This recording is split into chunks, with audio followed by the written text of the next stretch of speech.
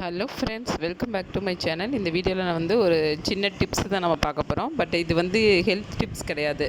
Pregnancy உமன்ஸ்க்கு உள்ள tips, ஆனால் health tips கிடையாது. நான் ஹெல்த் டிப்ஸு கொடுக்கல. இது வந்து ஜென்ரலாக நான் வந்து உங்களுக்கு சொல்கிறேன்.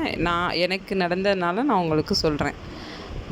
அதாவது ஆக்சுவலாக வந்து நம்ம வந்து ஃபஸ்ட்டு ப்ரெக்னெண்ட்டாக இருந்தோம்னா எல்லாமே சொல்லுவாங்க. எப்போ பார்த்தாலும் நம்மளை சுற்றி இருக்கவங்க எல்லாமே என்ன சொல்லுவாங்கன்னா, பையனாக இருந்தால் பரவாயில்ல, பையனாக இருந்தால் பரவாயில்ல. நம்ம வந்து என்ன பண்ணுவோம், ஃபஸ்ட்டு ப்ரெக்னென்ட்னால நம்ம வந்து சொல்லுவோம், எந்த குழந்தையா இருந்தால் என்னம்மா பார்த்துக்கலாம் அப்படின்னு சொல்லி சொல்லுவோம். இதையே வந்து நீங்கள் எத்தனை தடவை வந்து ப்ரெக்னெண்ட்டாக இருந்தாலும் அதையே நீங்கள் மெயின்டைன் பண்ணுங்கள். ஏன்னா நமக்கு இப்போ ஃபஸ்ட்டு வந்து ஒரு பொம்பளை பிள்ளை பிறந்துச்சுன்னா, ரெண்டாவது வந்து நமக்கு வந்து நம்ம ப்ரெக்னெண்ட்டாக இருந்தால் உடனே நம்மளை சுற்றி இருக்கவங்க எல்லாமே வந்து நம்மளையே கன்வின்ஸ் பண்ணிடுவாங்க. இது பையனாக இருக்கணுமா, இது பையனாக இருக்கணுமா அப்படின்னு சொல்லிட்டு.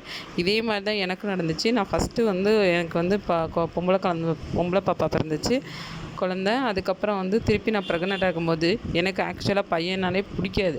ஆனால் எனக்கு பொன் குழந்தை தான் ரொம்ப பிடிக்கும். பட் என்னை சுற்றி இருக்கவங்க கன்வின்ஸ் பண்ணி டெய்லியும் இதையே சொல்லி சொல்லி நம்மளுமே வந்து என் மைண்டே வந்து சேஞ்ச் பண்ணி விட்டாங்க.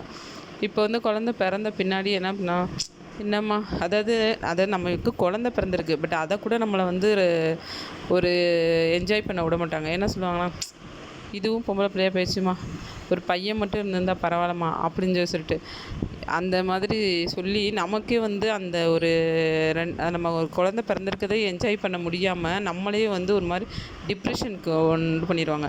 அப்படியே உங்கள்கிட்ட யாராவது வந்து ரெண்டாவது பையன் பிறந்தால் பரவாயில்லம்மான்னு சொல்லி சொன்னாங்கன்னா, நீங்கள் வந்து இந்த குழந்தை நல்லா பிறக்கணும்னு மட்டும் சொல்லுங்கம்மா, இந்த பையனாக பிறக்குமா பொண்ணாக பிறக்கும், அது பிறக்கும் போது பார்த்துக்கலாம்னு சொல்லிடுங்க. உங்களுக்கு வந்து யாருமே கன்வின்ஸ் பண்ண விடாதீங்க.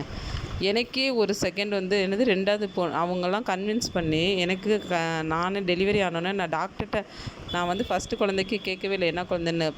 குழந்தை நல்லா இருக்கான்னு தான் கேட்டேன்.